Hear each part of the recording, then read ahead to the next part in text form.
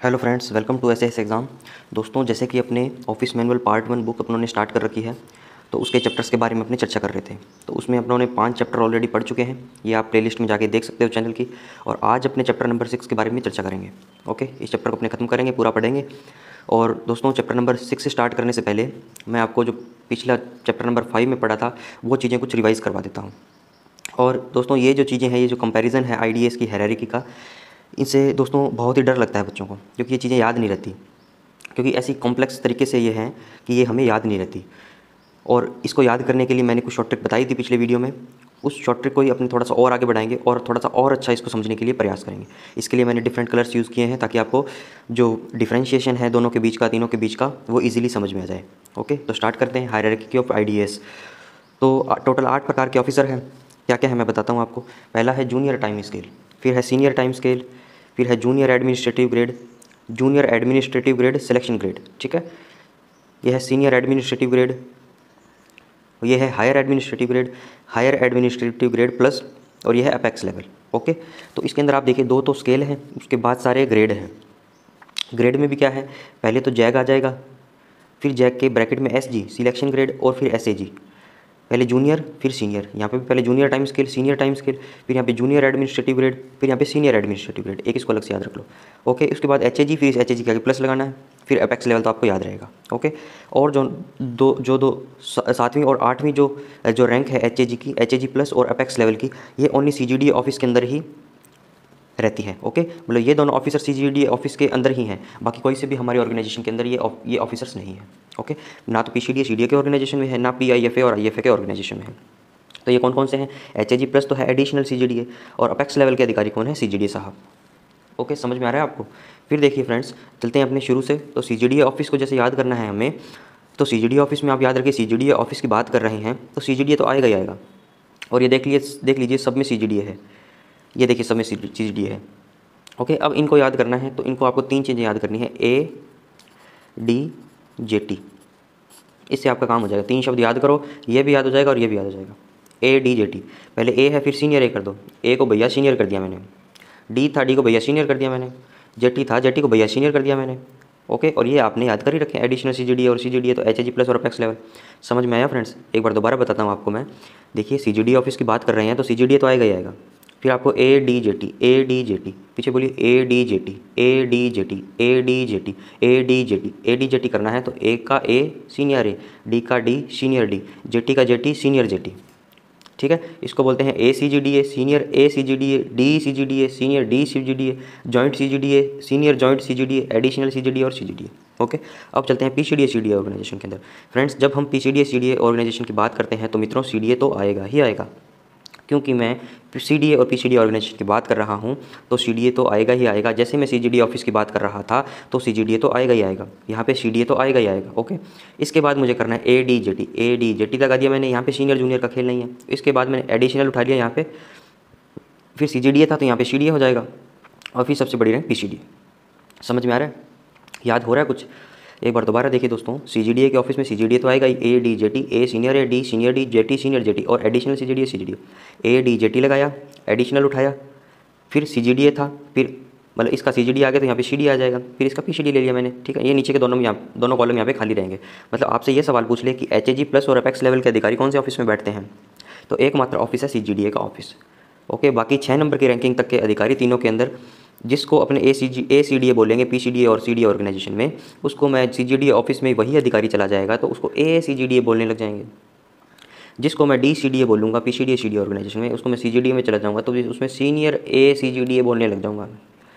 और यही मैं आई एफ ए में जाऊँगा तो जो डी सी डी ए है उसको मैं सीनियर डिप्टी आई एफ ए बोलने लग जाऊँगा। जो पी सी डी ए है उसको मैं पी आई एफ ए बोलने लग जाऊँगा, और पी सी डी ए है जो सी जी डी ए के अंदर मैं senior joint C G D A बोलने लग जाऊँगा। ठीक है, समझ में आ रहा है ना दोस्त। अब देखिए, ये याद हुआ आपको, ये याद हुआ, A D J T, A senior A, D senior D, J T senior J T, additional C G D A और फिर C G D A, A D J T, additional C D A, P C D A. Okay, अब P I F A और I F ए की बात करते हैं तो पहला आ गया डिप्टी आई एफ ए, डिप्टी फिर सीनियर डिप्टी, डिप्टी और फिर senior deputy, deputy I F A, senior deputy I F A, joint I F A और फिर एडिशनल आई एफ ए। ये देखिए जॉइंट और एडिशनल सेम है।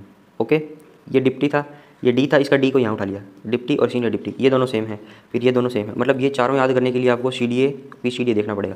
जॉइंट CDA था तो यहाँ पे जॉइंट IF है, एडिशनल CDA एडिशनल IF है, CDA IF है, PCDA PIF है, बस ये चीज़ें आपको याद रखनी है। ठीक है, थोड़ा याद हुआ दोस्तों 50-60%। ठीक, एक बार इतना याद करिए 50-60%। नेक्स्ट वीडियो में इसको एक बार और रिवाइज़ करवा दूँगा तो एक बार और याद हो जाएगा आपको। ठीक है, तो चलिए अपने आज मेन टॉपिक पे आते हैं, जो आज आपका चैप्टर अपने डिस्कस करेंगे 6 नंबर चैप्टर, देखिए इसको। तो आज का जो फ्रेंड्स चैप्टर है OM1 का चैप्टर 6 जो है कंडक्ट और डिसिप्लिन के बारे में है। तो फ्रेंड्स ये जो चैप्टर है पूरा कंडक्ट और डिसिप्लिन का, ये पूरा चैप्टर तो अपने CCA रूल्स और CCA रूल और CCS कंडक्ट रूल के अंदर भी इसको डिस्कस करेंगे, लेकिन इस OM के अंदर भी ये दिया हुआ है तो हमारी जिम्मेदारी बनती है कि इसको हम पढ़ें, एक बार थोड़ा सा ब्रीफ आइडिया लें कि क्या चीज़ें हैं इसके अंदर। और फ्रेंड्स ये जो चैप्टर है ये पूरा प्योरली थ्योरेटिकल चैप्टर है, समझाने लायक बातें इसमें बहुत कम है, इसलिए मैं जो PDF बनाई है ये 15 या 16 पेज की PDF होगी, आपके मैं ग्रुप में डाल दूंगा टेलीग्राम में, और मैं इसको पढ़ता चला जाऊंगा, इसकी हिंदी बताता चला जाऊंगा और थोड़ी थोड़ी बातें आपको बताता चला जाऊंगा। आप थोड़ा सा धैर्य बना के वीडियो को देखिएगा एंड तक, आपको कुछ बहुत सारी 70-80% जो बातें हैं वो याद होने लग जाएगी। और इसमें से भी सवाल पूछे गए हैं पिछले एग्जामिनेशन में, आपके क्लर्क टू ऑडिटर इसमें भी पूछा गया है 2014-18 में, और पुराने SS एग्जामिनेशंस में भी क्वेश्चंस पूछे गए हैं। और इस चैप्टर के एंड में sexual harassment of women, okay, और उसके बारे में भी कुछ क्वेश्चन पूछे जाते हैं, उसकी कमेटी कैसे गठित होती है, वो भी चीज़ें अपनी थोड़ी थोड़ी देखते चले जाएंगे। तो स्टार्ट करते हैं जनरल से। रूल नंबर 276 क्या बोलता है friends? For purpose of conduct and discipline, for purpose of conduct and discipline the members of the department are governed by the CCS conduct rule 1964 and CCS classification control and appeal, CCA rule बोलते हैं इसको 1965, मतलब conduct rule तो आई 1964 में और CCA rules आए 1965 में, इसके जस्ट एक साल बाद। And other orders and instructions issued from time to time, violation disregard of these rules orders will render them liable for disciplinary action. क्या बोल रहा है? जो डिपार्टमेंट के मेंबर हैं, मेंबर्स ऑफ द डिपार्टमेंट, वो इन रूल्स से चलते हैं, अगर आप इन रूल्स में कुछ गड़बड़ करोगे तो आपके ऊपर डिसिप्लिनरी अथॉरिटी जो है डिसिप्लिनरी एक्शन लेगी। ईजी बात है। 278 पे चलिए। Access to official records is permitted to none but those entrusted with the duties of the office. Official records को एक्सेस कौन कर सकता है? उनको परमिशन है, वो परमिटेड है जिनको ये ड्यूटीज़ दी गई है। मतलब ये दोस्तों हर सेंटेंस को नेगेटिव बनाते हैं, मतलब इसने बोला कि कौन एक्सेस नहीं कर सकता, ये बोल रहा है मतलब वो कर सकते हैं जिसको परमिशन है, बट वो नहीं कर सकते जिनको ऑफिस की ड्यूटी नहीं दी गई। And they are not to be made public और कम्युनिकेटेड टू द प्रेस। इनको ऑफिशियल रिकॉर्ड्स को, सरकारी दस्तावेजों को, सरकारी डॉक्यूमेंट्स को पब्लिक नहीं बनाना है, प्रेस को नहीं देना है। देखिए दोस्तों थ्योरी है, पढ़ता चला जाऊंगा, बहुत जल्दी कंप्लीट हो जाएगा, ठीक है, लास्ट तक बने रहिए। 280 के अंदर क्या है friends? No official documents, papers और पब्लिकेशंस में be taken out of the office without the written permission of the AO SEO ACD incharge of the section. आप जो सरकारी दस्तावेज हैं, सरकारी जो डॉक्यूमेंट हैं, सरकारी जो पेपर है, सरकारी जो पब्लिकेशन है, उनको ऑफिस से बाहर नहीं ले जा सकते। आपको उनको ले जाना है बाहर तो रिटन परमिशन लेनी पड़ेगी आपके ऑफिसर इंचार्ज की, सेक्शन के इंचार्ज की, AO SEO ACD वगैरह वगैरह की। ओके, आगे चलिए। 281 में क्या बोल रहा है? Except with the permission of the PCDA CDA की परमिशन के अलावा members of the establishment. Member of the establishment का मतलब है कि जिस डिपार्टमेंट में आप काम कर रहे हो, currently you are working in DAD department, okay, तो आपके ऊपर ये बातें लागू हो जाएगी। Are prohibited from applying for employment elsewhere. आप कहीं इस नौकरी के अलावा कहीं भी बाहर एम्प्लॉयमेंट के लिए अप्लाई नहीं कर सकते। Nor are they permitted to have any other occupation. और आप कोई दूसरा व्यापार भी नहीं कर सकते, कोई भी काम नहीं कर सकते। विच में divert their attention from the official duties. जो चीज़ें आपको आपके काम से, आपके ऑफिशियल ड्यूटी से आपकी अटेंशन को कम करती है, वो सारे काम आपको नहीं करने हैं। समझ में आया? आगे चलिए। एंगेजमेंट इन एनी ट्रेड और business by a member of the department and his family members. Engage हो रहे हो किसी ट्रेड या बिजनेस के अंदर, किसी व्यापार के अंदर, मेंबर ऑफ द डिपार्टमेंट या तो कोई भी मेंबर है या उसका कोई फैमिली मेंबर है, और द अंडरटेकिंग बाय हिम, या तो कोई आपने अंडरटेकिंग चला रखा है, कोई धंधा चला रखा है, कोई इंडस्ट्री खोल रखी है, of any other employment and मतलब किसी और एम्प्लॉयमेंट का, and acceptance by him of any fee for any work done for any public body. या आप पैसा ले रहे हो, एक्सेप्ट फीस, कोई फीस ले रहे हो या कोई पैसा ले रहे हो, कोई भी काम जो आप पब्लिक के लिए कर रहे हो या किसी प्राइवेट पर्सन के लिए कर रहे हो, are governed by the relevant provisions of the conduct rules. ये दोस्तों सारी चीज़ें जो हैं वो गवर्न की जाएगी कंडक्ट रूल्स के अंदर। कंडक्ट रूल्स के हिसाब से अगर आप इन चीज़ों पे खरे नहीं उतरते हो, ये काम करते टाइम आपने सेंक्शन नहीं ली है, आप ऑफिस आवर्स में काम कर रहे हो, तो दोस्तों आपके ऊपर कंडक्ट रूल्स लागू किए जा सकते हैं डिसिप्लिनरी अथॉरिटी द्वारा। ओके, आगे चलिए फ्रेंड्स। अगला देखिए फ्रेंड्स 285 में क्या बोल रहा है? It should be the Endeavour, प्रयास होना चाहिए of every member of the establishment. Endeavour मतलब होता है प्रयास, ठीक है। It should be the endeavour of every, Endeavour गाड़ी भी आती है फोर्ड की, देखा होगा आपने, ठीक है। It should be the endeavour of every member of the establishment to qualify himself for promotion. हर एक बंदा जो है एस्टेब्लिशमेंट का, हर एक पर्सन जो है, हर एक इंडिविजुअल जो है, हर एक एम्प्लॉय जो है ट्राई करेगा अपने आप को प्रमोट करने के लिए, प्रमोशन लेने के लिए। जैसे कि आप तैयारी कर रहे हो, ठीक है, कोई ऑडिटर है, कोई सीनियर ऑडिटर है, कोई क्लर्क है, कोई एमटीएस है, वो अपने हायर पोजीशन में जाने के लिए तैयारी कर रहा है। कोई अभी ग्रेजुएट एमटीएस के लिए कर रहा है क्लर्क के लिए, कल को ये पास कर लोगे तो फिर एसएएस के लिए करने लग जाओगे। ठीक है, कि क्वालिफाई करने के लिए, प्रमोशन के लिए, एंड टू स्ट्राइव मतलब उसको चाहत है, इच्छा है, to attain by every possible attention on his part the knowledge of the rules and regulation, और वो हर एक प्रयास करे रूल्स और रेगुलेशंस को जानने के बारे में। ठीक है, जितने भी डिपार्टमेंट से रिलेटेड है। ओके, तो 288 पढ़िए, इजी बातें हैं फ्रेंड्स, जल्दी खत्म हो जाएगा चैप्टर, और आप बस सुनते रहिए देख बैठ के, इसमें कोई टेक्निकल बातें नहीं, आपको नहीं मिलेगी, टेक्निकल बातें आएगी वहाँ मैं आपको बता दूंगा। 288 के अंदर क्या बोल रहा है, the staff are not permitted to wander about the building during the office hours. Office hours के अंदर आपका स्टाफ जो है वो नहीं घूम सकता। Communication between members of the same section during office hours should be confined to official matter. एक ऑफिस के अंदर 2 पर्सन अगर बात कर रहे हैं तो ओनली ऑफिशियल मैटर पर ही बात कर सकते हैं, इसके अलावा नहीं कर सकते as per the rules. Okay, 291 में क्या बोल रहा है, no government servant shall be a member of और be otherwise associated with any political party. आप ना तो आप मेंबर बन सकते हैं किसी की पॉलिटिकल पार्टी की, ना आप एसोसिएट हो सकते हैं किसी भी पॉलिटिकल पार्टी से, और एनी ऑर्गेनाइजेशन या किसी ऑर्गेनाइजेशन से जो क्या करती है, which takes part in politics, जो पॉलिटिक्स में पार्ट लेती है। ठीक है, मान लो आप किसी एसोसिएशन में जुड़ गए जो पॉलिटिकल पार्टी को सपोर्ट करती है, तो आप वैसी चीज़ भी नहीं कर सकते। आप सोच रहे हो कि मैं डायरेक्ट तो नहीं जा सकता किसी पार्टी, किसी यूनियन के जरिए, किसी एसोसिएशन के जरिए चल जाता हूँ, तो दोस्तों वो भी नहीं कर सकते आप। तो एक बार दोबारा बता देता हूँ, कोई भी गवर्नमेंट सर्वेंट है किसी भी पॉलिटिकल पार्टी का मेंबर नहीं बन सकता, ना वो एसोसिएट हो सकता, ना कोई किसी पार्टी को ज्वाइन कर सकता, या किसी ऑर्गेनाइजेशन को जो पार्ट लेती है पॉलिटिक्स के अंदर, nor shall be take part in. ठीक है, और यह है सब्सक्राइब इन एड ऑफ और असिस्ट एनी अदर मैनर, किसी भी प्रकार में उसको सहायता नहीं कर सकता एनी पॉलिटिकल मूवमेंट और एक्टिविटी को। ठीक है, समझ में आया, आगे चलिए। 297 में क्या बोल रहा है दोस्तों, ये सारी ज्ञान की बातें दी गई है। ठीक है, जो रूल्स आपको बताए गए हैं सेंट्रल गवर्नमेंट के द्वारा, कंडक्ट और सीसीए रूल्स के द्वारा, ठीक है, ये आपको लागू करने हैं जब आप ऑफिशियल ड्यूटी परफॉर्म करते हो। तो 297 के अंदर क्या है फ्रेंड्स, जब गवर्नमेंट सर्वेंट विजिट करता है फॉरेन कंट्री को ऑफिशियली या पर्सनल, ठीक है, प्राइवेट ऑफिसर के रूप में, तो क्या करेगा, वो फॉलो करेगा ये सभी रूल्स। मतलब देखिए दोस्तों, ये कंडक्ट रूल जो है, अगर आप इंडिया के नागरिक हो और आप कोई गवर्नमेंट जॉब में हो, आप ऑफिशियल ड्यूटी करते हो या पर्सनल जाते हो, तो भी आपको इन रूल्स का ध्यान रखना है, कंडक्ट रूल्स का। ठीक है, वहाँ पे जाके आप प्रेस को ऐसी कोई इंटरव्यू नहीं दे सकते जो आपकी गवर्नमेंट के खिलाफ हो, कोई ऐसी चीज़ नहीं बोल सकते जो आपके डिपार्टमेंट की इंटीग्रिटी के खिलाफ हो, आपके देश की इंटीग्रिटी के खिलाफ हो। ठीक है, कुछ सेंसिटिव इन्फॉर्मेशन लीक नहीं कर सकते बाहर जाके भी आप। ठीक है, तो वो सभी जगह ये लागू होंगे। 298 की बात है दोस्तों, यहाँ से क्वेश्चन बन सकता है, ये पूछ लेगा कि अगर कोई गवर्नमेंट सर्वेंट विजिट करता है फॉरेन कंट्री को, तो वहाँ पे क्या कंडक्ट रूल्स लागू होंगे? बिल्कुल होंगे, 100% as per the rule of 297 of OM1। ठीक है, अभी ये अथॉरिटी डिस्कस कर रहे हैं, जब सीसीए कंडक्ट रूल पढ़ेंगे तो उस टाइम उस किताब की अथॉरिटी अपने डिस्कस करेंगे। ओके, तो दोस्तों ऐसा गड़बड़ हो जाता है, जब हम विद बुक पेपर देते थे पहले एसएस एग्जामिनेशन के लिए, तो वहाँ पे क्या होता था कि जो अथॉरिटी थी वो एक ही जो लाइन है वो 4 बुक्स में लिखी गई है। ठीक है, तो उसको देखो, मतलब कौन सी अथॉरिटी हमें कोट करनी है वो उस क्वेश्चन पे डिपेंड करेगा कौन सा पूछता है। अगर इंप्लीमेंटेशन वाली है तो ये करेंगे, ठीक है, रूल पोजीशन पूछ रहा है तो जिस मेन बुक के अंदर वो चीज़ें दी गई है वो अपने डिस्कस करेंगे। ठीक है, तो ये सारी चीज़ें हैं, अपने धीरे धीरे सीखते चले जाएंगे, जैसे जैसे टाइम बीतेगा, टाइम के समय के साथ हम सारी चीज़ें कवर करते चले जाएंगे। आगे देखिए दोस्तों, 298 के अंदर क्या है, अगर आप अरेस्ट हो जाओ या कन्विक्ट बाय कोर्ट या कोर्ट के द्वारा दोषी पाए जाओ। कन्विक्ट मतलब क्या होता है? दोषी। Convict by court of law मतलब आप नियम के द्वारा। Promptly informed his department superior of the fact of his arrest conviction. आपको अपने डिपार्टमेंट के सुपीरियर्स को जानकारी देनी पड़ेगी इस बारे में, ठीक है, कि आप डिटेन हो गए हो। ठीक है, अब इसी के अंदर एक क्वेश्चन पूछता हूँ आपको, अगर 48 आवर्स से ज़्यादा हो जाए आप पुलिस कस्टडी में, ठीक है, या आप 48 आवर्स से ज़्यादा आपको पुलिस पकड़े रखे या जेल में डाल दे, तो आप क्या हो जाओगे? आप सस्पेंड माने जाओगे ऑटोमेटिकली। ठीक है, ये सस्पेंशन का रूल है। आगे और भी देखेंगे सस्पेंशन के क्या क्या रूल हैं, अगर आप क्या क्या गड़बड़ करते हो सस्पेंड हो सकते हो। ठीक है, रूल नंबर 300 में क्या? Every government servant shall at all times maintain absolute integrity. दोस्तों आपको एब्सोल्यूट इंटीग्रिटी मेंटेन करनी है, maintain devotion to duty, duty को डिवोट करना है, and do nothing which is unbecoming of a government servant. ऐसा कुछ नहीं करना जो आपको एक गवर्नमेंट सर्वेंट नहीं बना था। ठीक है, और इन सब बातों का सुपीरियर ध्यान रखेगा कि आप ये सब ड्यूटी परफॉर्म कर रहे हो या नहीं कर रहे। ओके, आगे चलिए। आगे फ्रेंड्स देखिए 300 का है जो इंपॉर्टेंट लगा मुझे पैरा, ये भी मैंने इंक्लूड किया है। The following acts of commission and omission में tantamount to misconduct and liable for disciplinary action.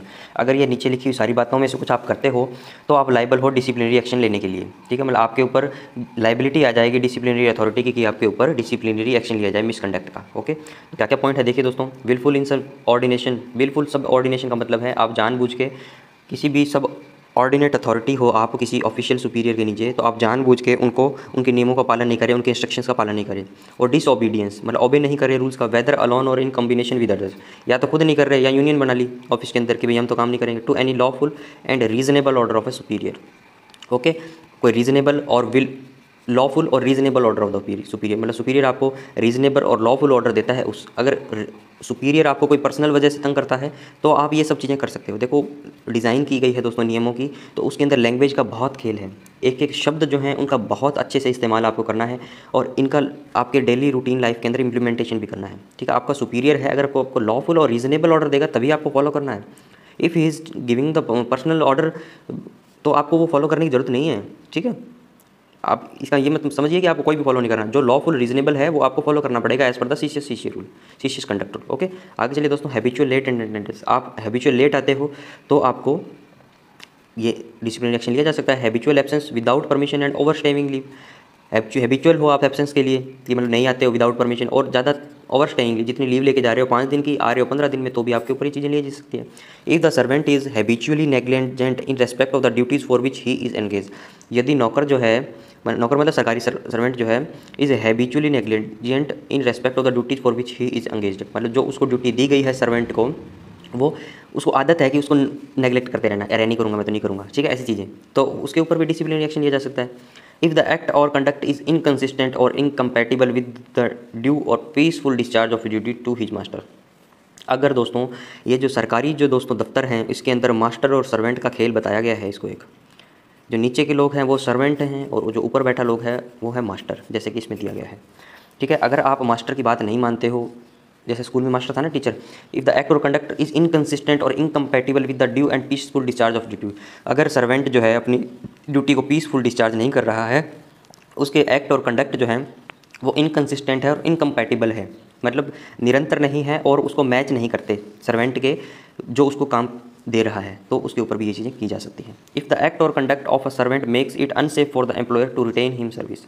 क्या बोल रहा है दोस्तों, अगर वो ऐसा कोई एक्ट करता है, ऐसी कोई काम करता है कि जिससे कि एम्प्लॉयर जो है, एम्प्लॉयर जिसने एम्प्लॉय को काम पे रखा है, ठीक है, उसको एम्प्लॉयर बोलते हैं, आप एम्प्लॉय हो, ठीक है, एम्प्लॉयर वो है, तो वो उसको अनसेफ होगा तो आपको काम से निकाला जा सकता है। ठीक है, और उसको शक हो जाएगी कि आपको रिटेन करें या ना करें। ठीक है, उस केस में भी ये चीज़ें हो सकती है आपके साथ। आगे चलिए फ्रेंड्स, अगला है फ्रेंड्स एक्ट ऐसा master cannot rely on the faithfulness of his employ. आप कुछ ऐसा काम कर दो कि भैया जो आपका मास्टर है वो आप पे भरोसा ना करे, ठीक है, आपकी लॉयल्टी पे भरोसा ना करे, तो भी आपके ऊपर डिसिप्लिनरी एक्शन ले सकता है। If the servant is abusive, servant गाली गलौज करता है। If he disturbs the peace at the place of his employment, यदि वो प्लेस जिस प्लेस पे काम कर रहा है उसकी शांति भंग करता है, तो भी ये डिसिप्लिनरी एक्शन लिए जा सकते हैं। Conviction by a criminal court, अगर वो दोषी पाया जाता है किसी क्रिमिनल कोर्ट से, तो भी डिसिप्लिनरी एक्शन होगा। Infidelity, unfaithfulness, dishonesty, untrustworthiness, theft and fraud और dishonesty in connection with the employer's business और प्रॉपर्टी। दोस्तों इनफिडेलिटी का मतलब पता है आपको क्या है? फिड का मतलब दोस्तों पता है आपको क्या है? फिड का मतलब दोस्तों भरोसा, ठीक है, इसी से बना है फिडेलिटी, ठीक है, भरोसेमंद। और इसके आगे इन लगा दोगे तो ये नेगेटिव हो गया। कुछ शब्द ऐसे होते हैं जिसके आगे इन लगा देते हो तो वो नेगेटिव हो जाता है, जैसे कंसिस्टेंट, कंसिस्टेंट के आगे इन लगा दो तो इनकंसिस्टेंट, कंसिस्टेंट मतलब लगातार वो काम कर रहा था, इनकंसिस्टेंट हो गया तो वो काम नहीं कर रहा। इनफिडेलिटी मतलब भरोसे के लायक था, फिड का मतलब फिडेलिटी का, इनफिडेलिटी मतलब जो भरोसे के लायक नहीं है। और इसी से ही एक शब्द और बना है वाईफाई, वायरलेस फिडेलिटी इसको बोलते हैं। ओके, तो जो कंप्यूटर के अंदर इसकी फुल फॉर्म पूछी जा सकती है कि वाईफाई की फुल फॉर्म क्या है, तो इसकी है वायरलेस फिडेलिटी। मतलब वायरलेस है फिर भी आप भरोसा रखिए, आपको नेटवर्क आ जाएगा, आपका कंप्यूटर, पीसी, टैबलेट, मोबाइल सब काम करेंगे, वो जुड़े रहेंगे नेटवर्क से। ओके, इनफिडेलिटी का मतलब मेरे भरोसे के लायक नहीं है, फेथफुल नहीं है, ठीक है, लॉयल नहीं है, डिसऑनेस्ट है, भरोसा नहीं कर सकते, चोरी करा है, कुछ फ्रॉड किया है, ठीक है, ये सारी चीज़ें हैं, तो भी आपको ये अथॉरिटी जो है एक्शन ले सकती है। यहाँ पे any act of sexual harassment of working women at work place, अगर आप कोई सेक्सुअल हरासमेंट का एक्ट करते हो वर्किंग वुमेन के साथ वर्क प्लेस पे, तो भी ये सब चीज़ें आपके साथ की जा सकती है। आगे देखिए दोस्तों, अगला देखिए दोस्तों क्या है, 305 नंबर रूल में क्या बोल रहा है, no government servant shall except with the previous sanction of the government. मतलब दोस्तों कोई भी गवर्नमेंट सर्वेंट नहीं कर सकता, क्या नहीं कर सकता, वो चीज़ें आगे बताई गई है, उसको व्यवस्था करने के लिए प्रीवियस सैंक्शन लेनी पड़ेगी गवर्नमेंट की, or of the prescribed authority ask for or accept, यहाँ से आ सकता है। No government servant ask for, यहाँ पे आ सकता है, no government servant ask for or accept contribution to or otherwise associate himself with the raising of any kind of fund. आप किसी भी टाइप का फंड रेज नहीं कर सकते, कोई कंट्रीब्यूशन नहीं मांग सकते किसी से, अपने आप को एसोसिएट नहीं कर सकते रेज करने के लिए फंड के, और अदर कलेक्शंस इन कैश, किसी भी प्रकार का अदर कलेक्शन कैश के अंदर, या in kind of pursuance of any object whatsoever, मतलब आप किसी प्रकार का कैश नहीं ले सकते, किसी प्रकार का कंट्रीब्यूशन नहीं ले सकते, किसी प्रकार का फंड रेज नहीं कर सकते विदाउट द, मतलब एक्सेप्ट दिया हुआ ना आपको, या तो गवर्नमेंट ऑफ इंडिया की सैंक्शन है या प्रेस्क्राइब्ड अथॉरिटी जो है आपके डिपार्टमेंट से रिलेटेड, उससे आपको परमिशन मिली गई है। ठीक है दोस्तों, अब दोस्तों अभी तक अपनों जनरल रूल पढ़े हैं, अब सेकंड पे चलेंगे तो अपने पढ़ेंगे रिप्रेजेंटेशन एंड अपील। रिप्रेजेंटेशन मतलब क्या होता है कि मान लो आपने, आपके ऊपर किसी ने शिकायत कर दी, मतलब डिसिप्लिनरी अथॉरिटी में, ठीक है, तो आप उसकी अपील भी तो कर सकते हो। तो वो सारी बातें जो है इसके अंदर दी गई है। जैसे आरटीआई एक्ट था, उसके अंदर पढ़ा था मैंने, अगर मैं पीआईओ को पास गया सूचना मांगने के लिए, उसने मना कर दिया या जो उसके प्रेस्क्राइब टाइम लिमिट के अंदर उसने सूचना नहीं दी, ठीक है, इसको 30 दिन, 40 दिन और 48 घंटे, ठीक है, ये ट्रिक मैंने याद बताई थी। इसको दोबारा एक बार डिस्कस करेंगे आरटीआई एक्ट को बहुत अच्छे से, ठीक है। तो उसके अंदर मैं अगर ये बात नहीं मानता तो मैं उसके ऊपर एपी के पास जाता हूँ, अपीलीय अधिकारी के पास, ठीक है। ये भी नहीं मानता तो फिर मैं एसआईसी के पास जाऊँगा, सीआईसी के पास जाऊँगा, ठीक है। समवर्ती सूची का विषय है तो दोनों के पास जा सकता हूँ, स्टेट का मैटर है तो एसआईसी, सेंटर का मैटर है तो सीआईसी, ये तमाम बातें अपने ने करेंगे, ठीक है। उसके अंदर तो एसआईसी के अंदर है कि भाई अपील आपको करनी है तो क्या क्या उसमें रहेंगे, रिप्रेजेंट आपको करना है तो क्या क्या रहेंगे, ठीक है। तो देखिए 311 नंबर रूल में क्या बोल रहा है, when an W SOA SA auditor clerk has any complaint or representation, या तो कोई कंप्लेंट रखता है या वो रिप्रेजेंट करना चाहता है, to make to the AO SO ACD incharge section, he will make it personally. कोई भी दोस्तों इनमें से W S O SA auditor clerk कोई भी कंप्लेंट करना चाहता है या रिप्रेजेंट करना चाहता है तो इनको कर सकता है, वो अपने सेक्शन को पर्सनली करेगा, ठीक है। और ये क्या करेंगे, फिर इंक्वायर करेंगे मैटर के अंदर। अब आप बोलोगे सर डब्ल्यू तो यहाँ लिख दिया, एसओ यहाँ लिख दिया, एसए ऑडिटर क्लर्क, तो दोस्तों ये निचली रैंक के लोग हैं, तो ये अपने हायर रैंक को ही तो इंटीमेट करेंगे, रिप्रेजेंट करेंगे, ठीक है। तो ये इंक्वायरी करेंगे मैटर की और इसके बारे में देखेंगे। आगे चलिए फ्रेंड्स, आगे क्या दिया हुआ है 313 के अंदर, एन अपील और representation to the CGDA must not be made unless the CDA PCD has already rejected the claim और रिफ्यूज रिलीफ और इग्नोर्ड और delay the disposal of the case.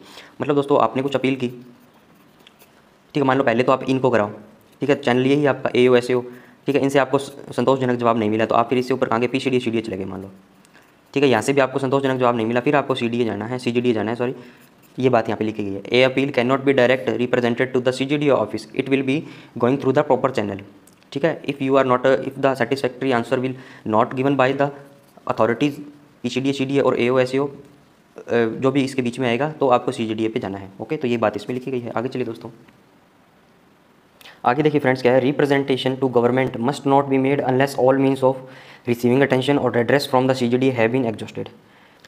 क्या बोल रहे हैं दोस्तों, अभी तक आपने जो है शिकायतें करी थी एओ एसएओ को, पीसीडीए सीडीए को, सीजीडी ऑफिस को, ठीक है। इसके अंदर क्या बोल रहा है 314 के अंदर, अगर आपको रिप्रेजेंट करना है गवर्नमेंट को, ठीक है, तो ये आप डायरेक्ट गवर्नमेंट के पास नहीं जा सकते, आपको अपने डिपार्टमेंट का चैनल फॉलो करना पड़ेगा, ठीक है। तो क्या बोल रहा है ये, representation to government must not be made unless all means of receiving attention और address from the CGD have been exhausted. मतलब सीजीडीए को आपसे जो सूचना मांगी थी, आपने कुछ रेड्रेसल के लिए कुछ चीज़ें करी थी, तो वो सीजीडीए से संतोषजनक जवाब नहीं पाया गया तो आप गवर्नमेंट के पास जाओगे। और इस केस के अंदर मतलब कौन सा case, representation to government, even such case the representation must be submitted through the proper channel, मतलब पीसीडी सीडी जाओगे, सीजीडी जाओगे, और इन दोनों से आपको संतोषजनक जवाब नहीं मिलता तो आप गवर्नमेंट ऑफ इंडिया के पास जाओगे, ओके। 316 में क्या बोल रहे हैं दोस्तों, no matter of the establishment is permitted to send copies of his representation to any outside authority. मतलब कोई भी मेंबर का, एस्टेब्लिशमेंट का मेंबर जो है वो परमिशन उसको नहीं है कि वो उसकी कॉपी की, रिप्रेजेंटेशन की कॉपी को आउटसाइड अथॉरिटी को दे दे, ठीक है। आपने कुछ रिप्रेजेंट किया तो आपको जो कॉपी है रिप्रेजेंटेशन की अपने पास रखनी है, इसको संभाल के रखना है, बाहर की अथॉरिटी को नहीं दे सकते। तो 19 में क्या बोल रहे हैं दोस्तों, no matter of the establishment of PCDA CDA officers में visit CGDA office for the purpose of obtaining an interview with the CGDA. मतलब आपके एस्टेब्लिशमेंट का, पीसीडीए सीडीए का कोई भी जो इंडिविजुअल है, पर्सन है, वो सीजीडीए का ऑफिस में नहीं जा सकता सीजीडीए का इंटरव्यू लेने के लिए without the return permission of the CDA PCDA. आपको रिटर्न परमिशन इनकी चाहिए, ठीक है, इसी बात है। आगे चलिए, आगे दोस्तों जो 3 और 4 के जो बीच वाले जो टॉपिक थे ये मुझे खास इंपॉर्टेंट नहीं लगे और इनको अपने डिसिप्लिनरी एक्शन वगैरह जो है उसको अंदर सीसीए रूल और कंडक्ट रूल्स के अंदर पढ़ेंगे। इसके बाद मैंने सीधा सस्पेंशन को उठाया, पॉइंट नंबर जो 9 है, ठीक है। तो देखिए दोस्तों, सस्पेंशन क्या होता है, सस्पेंशन में be desirable in the following circumstances, मतलब किन किन कंडीशंस में आपको सस्पेंड किया जा सकता है। तो कौन कौन से हैं वो रीज़न, देखिए, एनी ऑफेंस और कंडक्ट इन्वॉल्विंग मॉरल टर्पिट्यूड, ठीक है, आपकी नैतिकता जो है वो गिर गई है, ठीक है, कोई आपने ऐसा ऑफेंस किया है, कंडक्ट किया है तो आपको सस्पेंड किया जा सकता है।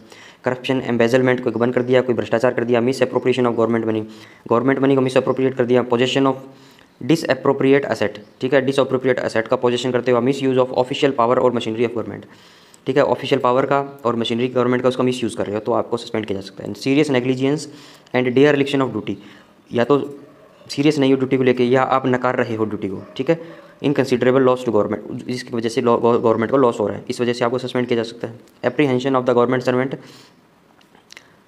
विद विटनेस और डॉक्यूमेंट, टेम्परिंग विद विटनेस और गवर्नमेंट, मतलब कोई प्रयास करता है गवर्नमेंट सर्वेंट टेम्पर करने के लिए विटनेस या डॉक्यूमेंट को, सरकारी दस्तावेजों को, तो उस केस में उसको सस्पेंड किया जा सकता है। आगे चलिए फ्रेंड्स, आगे क्या है दोस्तों, being involve in a public scandal, मतलब पब्लिक स्कैंडल, पब्लिक कोई कांड है उसके अंदर आप इन्वॉल्व हो, ठीक है, तो उस केस में भी आपको सस्पेंड किया जा सकता है। अगला है क्रिमिनल मिसकंडक्ट, मतलब आप क्रिमिनल टाइप के कुछ मिसकंडक्ट, मिसबिहेवियर कर दिया तो आपकी का आपको कर सकता है। और दोस्तों अगला ये इंपॉर्टेंट है कि आपका रिव्यू जो है सस्पेंशन का वो कब होगा। दोस्तों सस्पेंड आपको कर दिया मान लो तो उसका दोस्तों रिव्यू करना पड़ता है, ठीक है। तो वो रिव्यू कब होगा? An order of suspension made और deemed to have been under sub rule 1 और 2 of rule 10 of CCA rules. दोस्तों ये देखिए 1965 का CCA रूल है, रूल 10 के अंदर उसके सब रूल 1 और 2 जो है उसके अंदर सस्पेंशन के बारे में बताया गया है। तभी मैं बता रहा हूँ कि सारी चीज़ें अपने माइंड डिस्कस करेंगे, लेकिन एक बेसिक आइडिया आपको दे रहा हूँ ताकि एक थोड़ी सी समझ बन जाए और थोड़ा सा डर कम हो जाए इन चीज़ों से लेके, क्योंकि दोस्तों ये बहुत बोरिंग चैप्टर है जो CCA और कंडक्ट रूल्स जो है बहुत बोरिंग चैप्टर है। ठीक है, थोड़ा सा इंटरेस्ट आ जाए, मान लो 20% भी आज आपको समझ आ गया, कुछ बातें याद रह गई, तो भी मेरा ये लेक्चर लेना सफल हो गया। Okay, an order of suspension made और deemed to have been under sub rule shall not be valid after 90 days.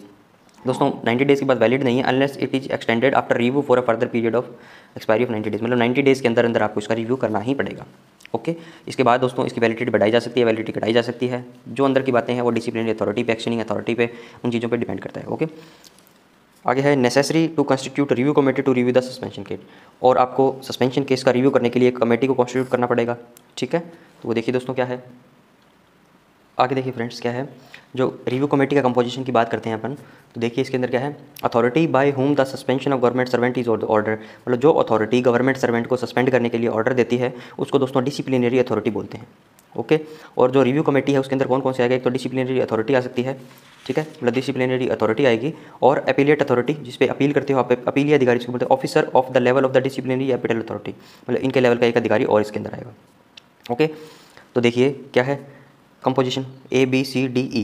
ठीक है, पहला है PCDA, CDA, deputy CGDA admin section का, इन्होंने डिसिप्लिनरी अथॉरिटी है जो इन्होंने इनिशिएट की है। ओके, तो इस रिव्यू कमेटी के अंदर कौन कौन आया था, authority by whom the suspension in order, मतलब वो अथॉरिटी जिसने सस्पेंशन का ऑर्डर किया है, if that authority happens to be the disciplinary authority, अगर ये जो अथॉरिटी जो है जिसने ऑर्डर किया है the appropriate authority mentioned in column B। ठीक है, मतलब दोस्तों या तो क्या होगा कि जिस अथॉरिटी ने सस्पेंशन का ऑर्डर लागू किया है या तो वो हो जाएगी इस पद पे एक, यहाँ पे एक मेंबर। ठीक है, टोटल 3 मेंबर है ना, या तो ये हो जाएगा, या फिर ऐसा नहीं होता है तो जो इस कॉलम में, जो कॉलम B के अंदर जो दिया है जिसने सस्पेंशन का ऑर्डर हुआ है वो आ जाएगी। ठीक है, दोनों में से कोई भी हो सकता है। अपीलेट अथॉरिटी दोस्तों CGDA होगा, PCDA CDA और डिप्टी CGDA ने अगर इनिशिएट की है सस्पेंशन तो CGDA जो है इसकी अपीलेट अथॉरिटी आ जाएगा। और दोस्तों इसके बाद आगे देखिए दोस्तों, अपीलेट अथॉरिटी होगा CGDA। ओके, और तीसरा मेंबर कौन कौन होगा, एडिशनल CGDA होगा ऑडिट का, जहाँ पे PCDA जो है डिसिप्लिनरी अथॉरिटी है, जॉइंट CGDA होगा AN का, जहाँ पे CDA डिसिप्लिनरी अथॉरिटी, और डिप्टी CGDA होगा जहाँ पे डिप्टी CGDA एडमिन का डिसिप्लिनरी अथॉरिटी है।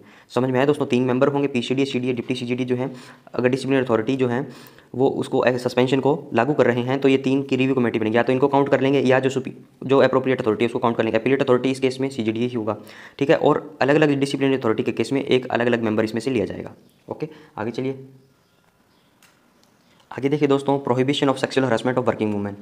ठीक है, इसके अंदर दिया हुआ है कि जो सेक्सुअल हरासमेंट है वर्किंग वुमेन का वो कैसे कैसे इसके ऊपर नियम कानून बने हुए हैं वो आपको बताता हूँ। No government servant will shall indulge in any act of the sexual harassment of any woman at any work place.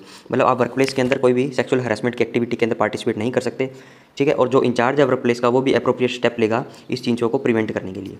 Okay, तो ये क्या क्या हो सकते हैं दोस्तों, physical contact and advances, demand और request for sexual favour, sexually coloured remark दोस्तों, showing any pornography, any other unwelcome physical verbal और non verbal conduct of a sexual nature. ठीक है, अगर ये सारे काम आप करते हो, किया जाता है किसी एम्प्लॉय के द्वारा, तो आप सेक्सुअल हरासमेंट के उसके केस में फंसे जाओगे और आपके ऊपर कार्रवाई की जाएगी। ओके, आगे चलिए फ्रेंड्स। तो दोस्तों इसके अंदर जो कंप्लेंट्स कमेटी बनती है वो इंपॉर्टेंट है, इसका कंपोजिशन इंपॉर्टेंट है। तो ये क्या क्या है देखिए, हेडेड बाय ए वुमन। दोस्तों ये एक सेक्सुअल हरासमेंट ऑफ वुमन है, ये एक अलग टॉपिक भी है हमारे SAS के एग्जाम में। ठीक है, तो वो भी अपने कवर करेंगे, तो ये सारी चीज़ें वहाँ पे मैं आपको बताऊँगा। ठीक है, उसके नोट्स तैयार हैं, सारी चीज़ें तैयार है, बहुत अच्छे से मैं आपको बताने वाला हूँ, याद करवाने वाला हूँ। जो पूरा टॉपिक है 2 जून के बाद मैं करवाऊँगा। अभी जो बच्चे तैयारी कर रहे हैं SAS अभी 2 जून के पेपर के लिए, अभी उस पर अपने ज़्यादा फोकस कर रहे हैं। 2 जून के बाद अपने टॉपिक वाइज वो सारी चीज़ें भी डिस्कस करेंगे और आपको अच्छे से समझ में आएगा। ठीक है, तो एक बार ये बेसिक रेफरेंस के लिए आप देख लीजिए। ठीक है, ताकि जब वो चीज़ें पढ़े तो आपको एक आइडिया हो कि हाँ भैया ये तो हमने पढ़ रखा है, ये तो बहुत ईजी है। ठीक है, तो कंप्लेंट्स कमेटी को हेड कौन करेगा, वुमेन करेगी, और आधे मेंबर में से कम वुमेन होने चाहिए। मतलब 100 मेंबर है तो कम से कम 50 तो लेडीज़ होगी उसमें। ठीक है, 50 महिलाएं होगी उसके अंदर। ओके, थर्ड पार्टी मेंबर जो है होना चाहिए, वो भी एक इधर NGO या तो NGO से हो, या other body who is familiar with the issue of the sexual harassment, या अलग कोई बंदा जानकार हो जो इन नियम और कानून के बारे में जानता हो। ठीक है दोस्तों, आगे चलिए। आगे देखिए दोस्तों, अपने एक चार्टर डिस्कस करते हैं जिसके अंदर मैं आपको appointing authority, penalty imposing authority और अपीलेट अथॉरिटी के बारे में बताऊंगा। ओके, और ये CGD ऑफिस के अंदर है। अपने नेक्स्ट जस्ट स्लाइड के अंदर PCD और CD ऑफिस के बारे में बात करेंगे। डिस्क्रिप्शन ऑफ पोस्ट, मान लो दोस्तों SAO, AO और हिंदी ऑफिसर हैं, इसके ऊपर कुछ भी मान लो केस चलता है। ठीक है, तो मान लो इनके केस में अपॉइंटिंग अथॉरिटी कौन है दोस्तों, CGD अपॉइंट करता है इन सबको। ओके, तो इन पे पेनल्टी इंपोज कौन कर सकता है, CGD ही कर सकता है। मान लो जिसने अपॉइंट किया वो इस पर कर देगा पेनल्टी इंपोज। ये किस में है, rule number 11 of CCA rules 1965 में। ठीक है, और पेनल्टी दोस्तों सभी टाइप की। ओके, अपीलेट अथॉरिटीज़ केस में कौन होगा, CGDA से बड़ी कौन सा अपील कहाँ करेंगे ये लोग, इन पे मान लो केस चल गया, CGDA ने केस ठोक दिया इन पे, तो ये अपील तो इससे बड़े रैंक के अधिकारी को करेंगे ना, FADS को, या जिसको सेक्रेटरी डिफेंस फाइनेंस बोलते हैं। ओके, तो आगे WO और सीनियर पर्सनल असिस्टेंट है, उसके केस में DCGDA। दोस्तों याद आ रहा है वो चार्ट आपको, ADJT, ठीक है, A senior A, D senior D, JT senior JT। Okay, तो ये वही DCGDA है, ठीक है, अपॉइंटिंग अथॉरिटी इनके केस में, और इनके केस में यही जो है पेनल्टी इंपोजिंग अथॉरिटी और अपीलेट अथॉरिटी CGDA हो जाएंगे, इनसे जस्ट ऊपर। और सारी ग्रुप C पोस्ट के लिए DCGDA एडमिन वाले हैं जो अपॉइंटिंग अथॉरिटी है, और DCGDA एडमिन वाले हैं जो वही पेनल्टी इंपोजिंग अथॉरिटी है, और CGDA है इसमें अपीलेट अथॉरिटी। मतलब इन दोनों में CGDA आ जाएगा, इसमें FADS आ जाएगा, ये दोनों CGDA यहाँ आ गए, और DCGDA और DCGDA एडमिन करना है, ठीक है दोस्तों। अब PCDA में देखते हैं आगे। देखिए फ्रेंड्स, PCDA CDA ऑफिसर्स के अंदर क्या होता है, पेंशन को भी इंक्लूड कर लिया इसमें, including pension. Description of post क्या है दोस्तों, SAO AO Hindi officer. Appointing authority कौन है, CGDA। पेनल्टी इंपोजिंग अथॉरिटी कौन है, CGDA। ओके, पेनल्टी सभी प्रकार की इसमें लगेगी। अपीलेट अथॉरिटी कौन है, FADS या सेक्रेटरी डिफेंस फाइनेंस, क्योंकि इससे बड़ी रैंक तो वही है। इसके बाद है फ्रेंड्स WO के केस में जो अपॉइंटिंग अथॉरिटी है वो है PCDA CDA, और पेनल्टी इंपोजिंग भी फिर यही रहेगी, और अपीलेट अथॉरिटी CGDA। मतलब PCDA CGDA से बड़ा कौन है, CGDA, जहाँ पे WO अपील कर सकता है। सीनियर पर्सनल असिस्टेंट दोस्तों PCDA CDA है। पेनल्टी इंपोजिंग कौन है, JCDA और DCDA और ACDA, इनमें से कोई से भी हो सकता है। और फिर जो है PCDA CDA अपीलेट अथॉरिटी। और दोस्तों ये ध्यान रखिए, रूल नंबर 11 है, उसके 1 से 4 तक के कॉलम की पेनल्टी ये कर सकते हैं। ओके, ग्रुप C पोस्ट के लिए PCDA CDA है अपॉइंटिंग, तो पेनल्टी इंपोजिंग कौन से हैं, PCDA CDA, ठीक है। ये तो ऑल टाइप की पेनल्टी लगा सकते हैं, और 1 से 4 तक के लिए किसको लगा सकते हैं, कौन किसको अधिकार है, JCDA DCDA ACDA और SAO और AO को। ओके, PCDA CDA जो है ग्रुप C के लिए, तो उसके अंदर penalty imposing authority PCDA CDA है मान लो, ये तो सभी प्रकार की पेनल्टी कर सकते हैं, और 1 से 4 तक के लिए रैंक के ऑफिसर है। तो ये अपील कहाँ करेगा, इस केस में तो दोस्तों CGDA को, और अगर ये लगाते हैं तो इसमें PCDA और CDA को, ठीक है दोस्तों। काफ़ी दोस्तों लेंथी चैप्टर था, एक बार और देखना वीडियो को अच्छे से, तो आपको समझ में आ जाएगा। ओके दोस्तों, तो इस वीडियो को यहीं रैप अप करते हैं। वीडियो को लाइक करें, शेयर करें, और चैनल को सब्सक्राइब जरूर से करें दोस्तों, ताकि मुझे पता लगता रहे कि आपको वीडियो पसंद आ रहे हैं या नहीं आ रहे। Okay, thanks for watching, have a nice day.